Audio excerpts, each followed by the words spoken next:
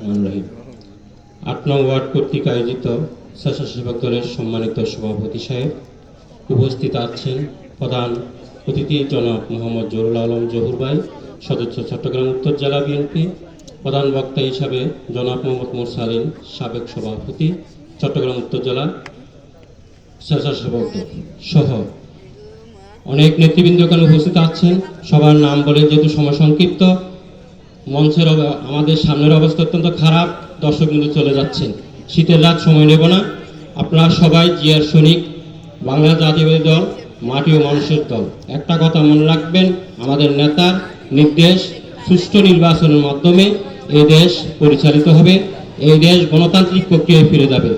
স্বৈরাচার ফ্যাসি সরকার, ফ্যাসিস্ট হাসিনা আমাদের ভোটের অধিকার কেড়ে নিয়েছিল। আপনারা কি যারা নতুন ভোটার তারা ভোট দিতে পেরেছেন?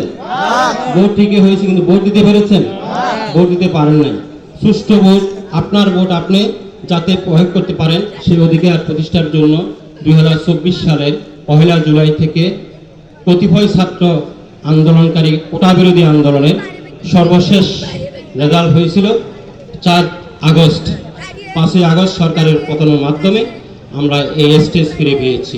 সেই জন্য যারা এই 24-এর দ্বিতীয়বার স্বাধীনতায় যারা আত্মত্যাগ করেছেন তাদের সবার আত্মার মাগফিরাত কামনা করছি, এবং আমাদের চট্টগ্রামের সীতাকুণ্ডের কৃতি সন্তান জনাব লায়ন আসলাম চৌধুরীর হাতকে শক্তিশালী করে এই সীতাকুণ্ডের আসনটি যেন আপনাদের মাধ্যমে, সুষ্ঠু ভোটের মাধ্যমে এবং দিনের ভোট দিনে হবে এই আশা ব্যক্ত রেখে আসলাম চৌধুরীর আগামী দিনের এমপি হিসেবে আমরা দেখতে চাই।